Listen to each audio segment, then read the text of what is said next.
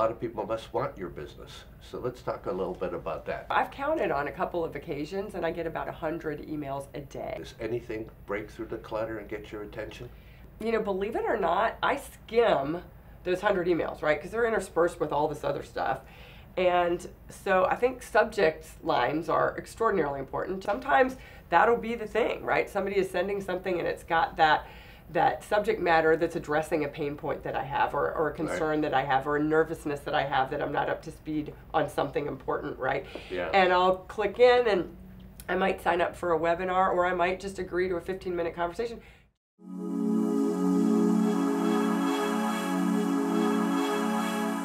So here we are with another podcast for the Orange County Ad Club, and I want to introduce a great friend, a very smart person, Kristen Simmons.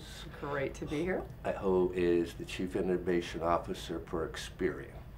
So Kristen, I have known you for a fair amount of time. We live close by. You come from back east. You worked on Fruit of the Loom, and then you worked on at Ford. And with Ford, you've worked with some women that I've met that are incredibly smart. There's you, Kristen Simmons, Andrea Memenis, Michelle Van Slyke, and Bellick, Nicole Conniff. I mean, you know, superstars in the marketing area. And you just named my girls' weekend when we do that once a year, by the way. So in that's Malibu. excellent. In Malibu. So I remember, you know, you worked at Ford, then you worked at Mazda when you were the ad manager, when you did the Zoom campaign, put Mazda on the map, and then you worked at Gateway. I met you again when you were, it was kind of a really unusual hire, you know, Chief Marketing Officer for Y&R with Rick Eisenman. You know, I remember that. And then when I did the Jenny Craig review, you know, you led that up, you won the business. And then you were CMO for Experian. But, you know, you fill in some pieces. Tell me a little, you know, if anything I missed there? Well, that's great. I should bring you with me everywhere. That was, If it's warm, I'll go. Exactly. Well, it was funny when we had the opportunity to work together, you know, pitching that business, that Jenny Craig business at Y&R. I have to say, a plug for you. You were an awesome consultant on that business, search consultant, because really I had been through a number of pitches at Y&R. And the process can be really ridiculous, I think, for both client and agency. And I'm not sure, you know, having spent that time on the agency side, it was interesting to see what clients tend to put their agencies through. Maybe they don't realize what it is, but I thought you did a great job of keeping the focus on the things that mattered and not a lot of extraneous workload, which I have to give you my personal thanks for that years later. I thank you for that. I have had those 80-page documents on Friday night at 8 o'clock going, what does it matter what kind of insurance we have? You know? And is somebody really reading these things that we toiled over? Oh, yeah. It was painful. So, Kristen, tell me a little bit about your new role with Experian. Absolutely. So, you know, I kind of made a move from, I was CMO over the consumer business, which I'd say was more in line with my other types of consumer and marketing roles, but really moved over into the Experian Health business because it's a B2B business, like most of Experian's businesses, but it really had an opportunity to be infused with a consumer mindset, and I think that's what members of both the health business unit and the consumer business unit saw as an opportunity is, let's bring this consumer perspective over to health. And as we help our providers, these large health systems who are our clients, with the workflow software we provide, we're getting more and more into patient-facing software, patient-facing applications. And so let's bring that consumer perspective over to try and help solve not only client but consumer problems within our healthcare group. So so that was the real need, and it was driven by, I'd say, a consumer perspective first, but the need was really to say, how do we innovate our products around the consumer? And then the process for innovation turned out to be really an opportunity, I would say, for that business unit. And so it's turned out that we've adopted that innovation process across all of our product development, not just for this consumer purpose. So that's much broader than a marketing role, or is it? Well, now that was really the million-dollar question there, because you ask someone what marketing is, and there'll be so many answers. And I know there's lots of studies done on what do CMOs do, and it's so different at different companies. And I think of marketing as probably customer experience more than anything else, and really just knowing the customer and doing the right thing for the customer.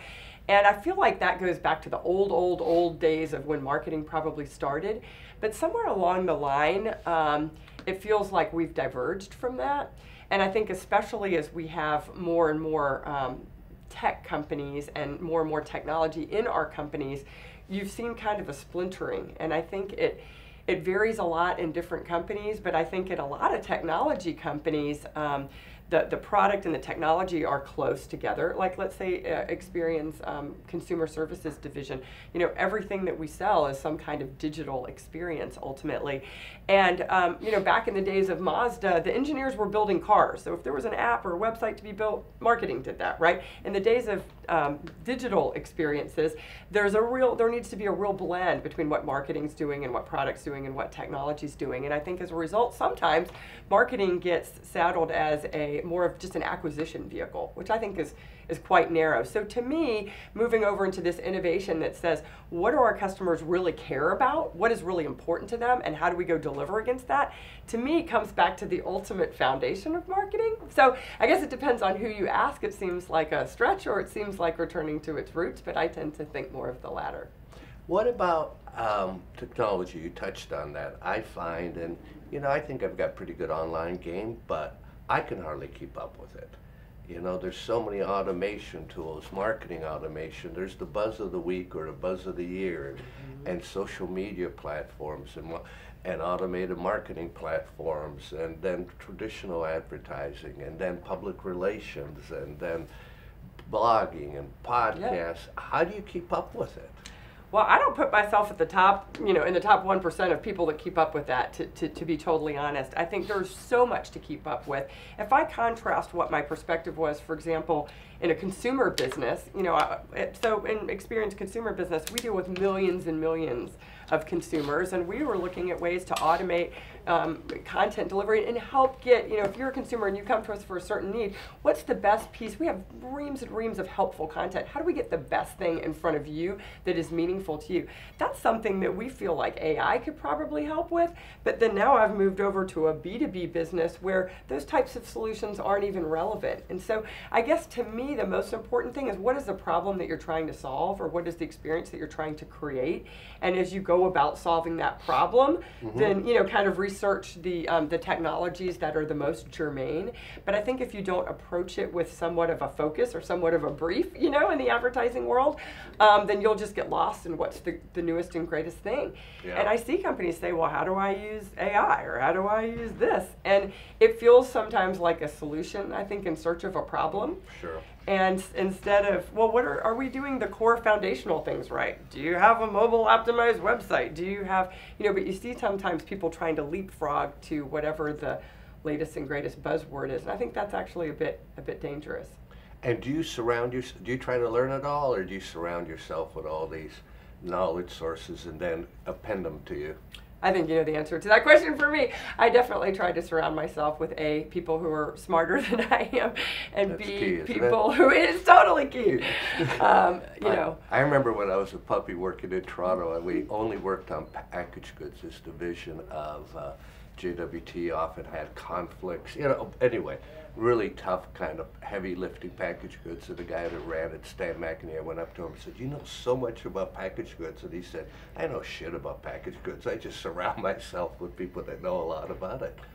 And it's amazing just having that good, the strength of good people.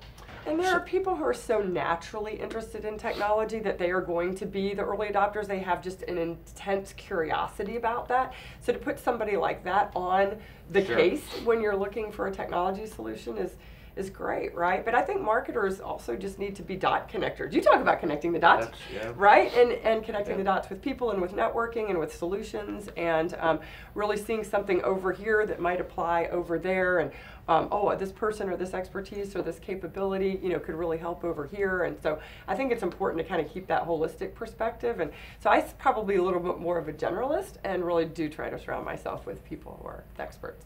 So what's career success for you? And we talk about that. You've worked, and you've obviously had some great milestones, great accomplishments. You're a high achiever. But then you have your personal life. Your family.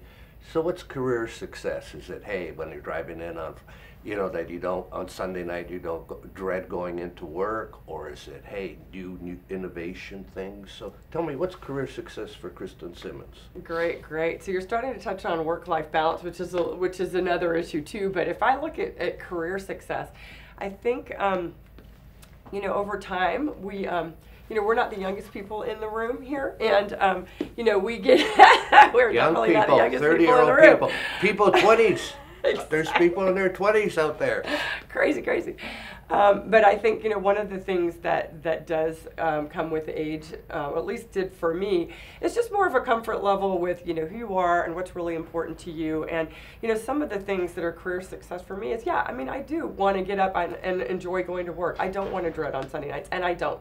I want to love the people who I work with, and that'll get into the career sort of work-life balance, I think, because if you love the people you work with, and they can tend to enter your social life or your workout life or a bit more, but yeah, I want to love the people that I work with. I think giving back is important in a lot of different ways. I really want to have a sense of purpose in the work that I do, not in terms of only my own or my team's impact, but the impact that the company or the division or what we're all about is doing. And I think that's a really important thing to me. I mean, we're trying to solve my current job. We actually went out and surveyed consumers for the biggest problems in healthcare. And obviously there can be dire clinical problems that are working on to be solved, but the most prevalent for every single person who interacts with the healthcare system are actually all around their finances and not understanding their insurance and what they have to pay or their ability to pay. You can go bankrupt because you had an unexpected health concern, and that is just not right. No, as a Canadian, flabbergasts me, right? You know what I mean? I grow up with this. Anyway, so it's that sense of purpose? And so I think the sense of purpose is really important. The sense of purpose to the work we're doing, the sense of purpose to what you as an individual are bringing to it. For me, that impact, and then the ability to help other people with their careers and development. And I definitely believe in kind of bringing your whole self to work. And so we have a lot of fun while we're working too. Great. So you've worked on the client and agency side. Mm-hmm. How are they different, similar? Give me your perspective. I know more wine on the agency side, but more wackos. But yeah, tell me a little bit. Well, there's wackos everywhere, and wackos are good. Yeah. I think. Well, first of all.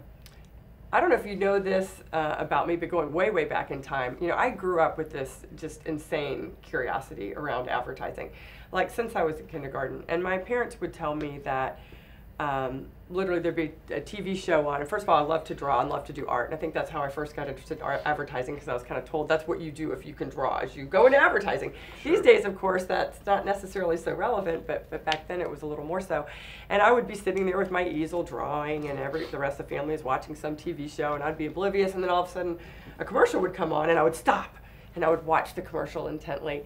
And then when it was over, I would turn to my parents and say, do you really think that's selling that thing, And apparently I would ask this after every commercial. How old and it was pretty young. I mean, I don't honestly remember doing it, but it's just too weird to make up. But yeah, and so I just had this almost perverse interest in, like, is that advertising working? Is that really selling stuff? Is that really changing people's opinions? And I think it relates to kind of the psychology of people, right? And which is still my interest in every way and at work. But so I had that interest in advertising, and actually pounded the pavement when I was at UVA. This is, of course, before cell phones and email and all this. And I had my resume, and I was determined that I was going to work in Atlanta. By the way, I didn't end up doing that. I ended up going to Fruit of the Loom instead. Yes. But I went down to Atlanta. Green. Yeah, Bowling Green, Kentucky. I don't recommend that right out of undergrad. It's not the most happening scene. I bet. I gotta tell you. But literally, I took my spring break of my senior year, and while everybody else went and partied wherever they partied, I, donned my suit and had my resumes in hand and literally went and pounded the pavement down in Atlanta. Ended up landing myself a job with J. Walter Thompson. Really? Yes, I did. I interviewed with that office. Really? That office. They had the Marine Corps. They had, what else did they have? The exterminator company. I don't even remember. Yeah. I just remember knocking on doors and, just looking for anything. And so somehow they needed some young, sprightly account person and offered me a job pretty much on the spot for $17,000. Wow, you made more than me. And so I then was interviewing with the school. None of the agencies came to the school. Ended up getting this job offer. I got a job offer from Coke in San Francisco, who doesn't do that, right? But it was a sales job, and I was a purist. I really wanted marketing and advertising. And I got this job offer from Fruit of the Loom, and that was making $25,000. Now, so I go to my mentor, my advertising mentor. I'd been interning every summer through college, and said, dude, what do I do, right? Really want advertising, but really want to make 50% more, which as little as that was. And he said, go to client side. You'll experience it. It'll make you wiser to have that perspective. And when you go back to the agency side, it will be, you'll be more relevant. So I went to the client side and got over there, and after having spent some summers in advertising, I got over and thought, ooh, I really like making the decisions. This is kind of cool, And so I really stuck on the client side for a while. And then my experience with Y&R was interesting in that I was really CMO for the agency, which is really, of course, new business development. But it enabled me to think of the agency like I would think as a client at a client side. So I think I am inherently more of a business person and a client side person. I like to think of myself as creative, but I'm not as talented in that vein as most of the people that I know at advertising agencies. But in that agency role, I was thinking strategically about our own business and how to grow it and how to land new business and implement processes. So it wasn't just about the creative work, but some of those other sort of growth opportunities. So I really thoroughly enjoyed that. Yeah. And you had some success, I think. With Jenny Craig, and there are a couple other big wins that you had. We actually got 9 new business wins in the first 9 months, so that was a really fun time. In a very tough market. Brought in DoubleTree hotels and. Southwest. Southwest came on around that time on the CRM side with Wonderman. So it was a good time. Since this is the ad club, let's talk. And you and I have been involved in new business. Let's talk about agencies. Do you think all agencies are the same? I think we know all agencies are very much not the same. Okay. Well, how do you find that they differ? Well, it's interesting. To be totally honest, I don't feel that I'm as close to some of that today. But I think agencies have really struggled. I don't know. Have you read Mike Farmer's book, Madison Avenue Manslaughter? I've heard of it. Yes. Yeah, that's a great book that I think does a nice job of chronicling some of the challenges that we've had over the years. But I think it started as a real strategic partnership, and then we went through all those compensation changes, right, where we shifted from paying agencies as a percentage of media to paying a fee. And once we made that shift, nobody really knew what that fee should be. So then there's all this pressure from clients and purchasing departments. And I think in the early days of that, the clients were probably overpaying, but by the time it was all said and done, the agencies were probably underpaid. And then putting more and more junior people on it and not as much strategy and turning into more production houses. And then it's kind of like, well, at that point, I could go get that somewhere else, right? So it just, I think there was a losing of its way, not just among the agencies, but among the partnership. Yes. And then, of course, during the same time, you've got all these digital agencies that are coming up. It's very tough. I think the business is extremely tough Extremely difficult. Just making clients think sometimes, making a change to a website is just like a print ad. It takes a second, and it doesn't. It's very complex, and and it's just the fact that a high percentage of project work. Yeah. And you're trying to sustain this payroll monster that gets paid every 2 weeks, and this in the projects, I think it's very, very challenging.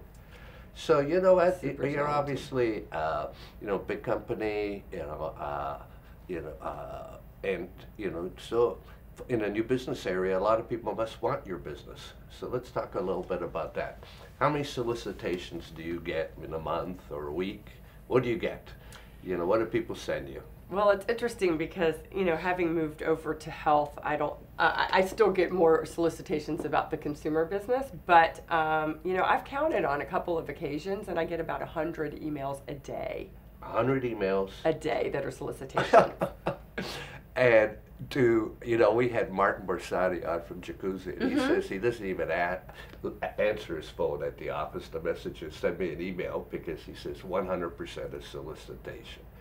I don't answer my work phone either. You know, I have my cell phone, so if somebody calls that, you know, they have it. But yeah, I don't even answer those messages. Anything break through? Is it if somebody sends you a box or an email or, you know, skywriting or whatever it may be? Does anything break through the clutter and get your attention?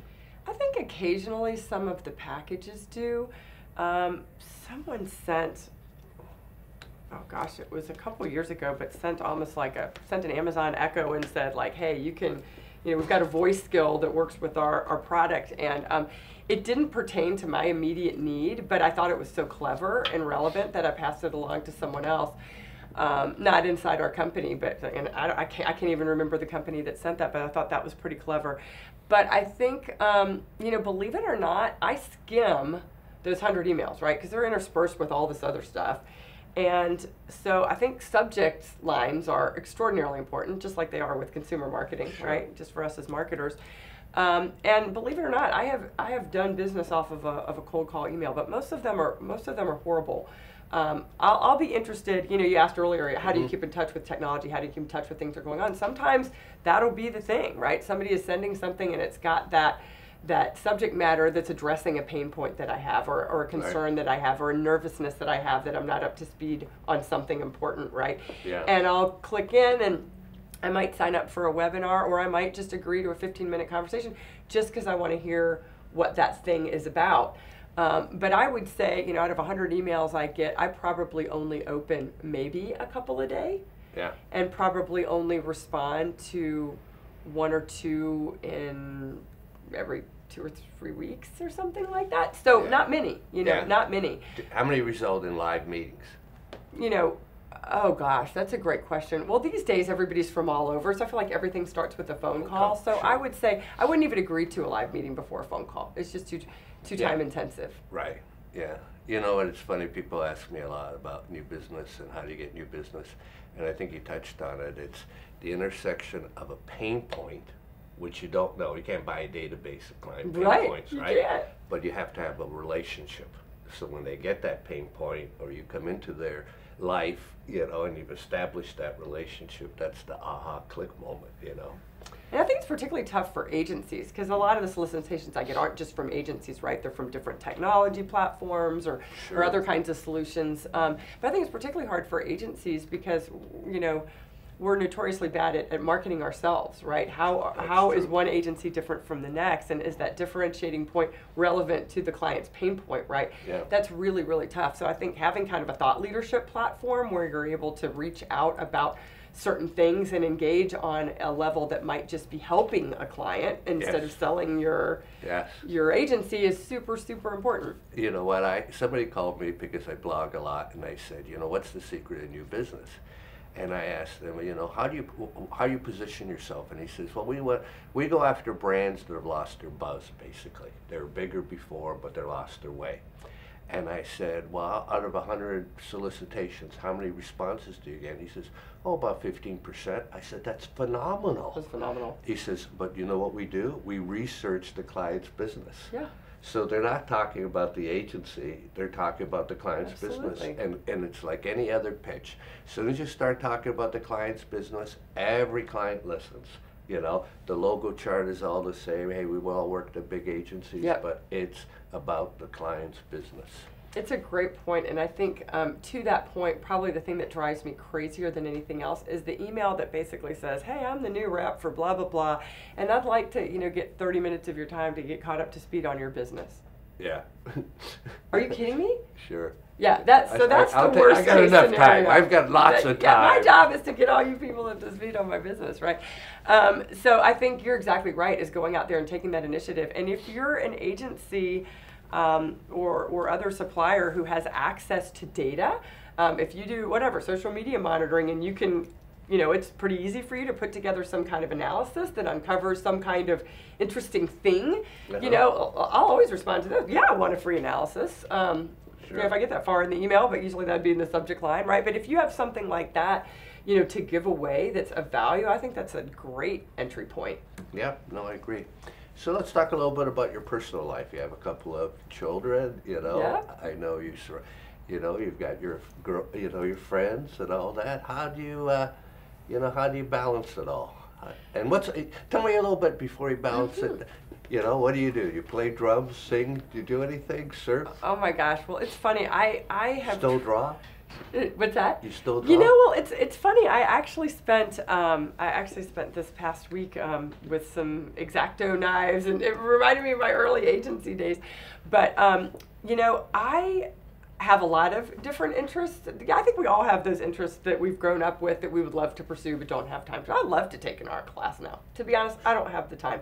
But I look for intersections of my passions with my kids' passions. And in this past couple weeks, my daughter has been working on some art projects at home, and it was just a great opportunity. I thought, well, let's just go to Michael's and get everything, get the canvases, the oil pastels, the acrylics, everything we want, and bring them all in. And we turned our dining room into kind of an art room, which is a little dangerous potentially, but and for a few weeks, we were kind of working on things together, which was super fun. I mean, I think we're all just so busy in our work lives that for me, I try to blend as many of my passions into friends and family as I can. And for that matter, I mentioned earlier, like the work friendships. I mean, I drive a little farther to go to my a workout studio that's just a little further away to be able to work out with a couple of friends who I actually work with, but who I just enjoy their company, and then we have a chance to catch up afterwards, right? Sure. I think taking on, some of my kids' passions. So my youngest is a drummer, actually, and we have a music room at home, and we joke about the family band. I've been known to play bass on a couple of songs. Sing? I'm completely musically inept. Super musically inept. My husband will be like, "It's just 2 chords. How can you mess it up?" Right? But favorite concert? What's that? Favorite concert? Favorite concert? Yeah. Do you know the story? No. Well, I have to say. I see sometimes, like English Beat was playing somewhere, anyway. I actually saw English Beat was playing at my alma mater at our reunion not long ago. Down at Dana Point. Yeah. But you know what? I'm probably the only person that would say that their favorite concert is a concert that they never went to. I've been to a lot of Weezer concerts, but my favorite concert is a concert that I wasn't at because I was staying at home nursing our 2-week-old baby, who's now the drummer. Wow. But my husband went to a Weezer concert and got pulled up on stage and played guitar with Weezer. So I've relived that moment many times, even though I was only vicariously living it. So somehow I feel like that's my favorite concert. Oh, great. Well, let's end on that high note. Thank you very much. It's always a pleasure. Thanks for having me. Always a pleasure. Okay.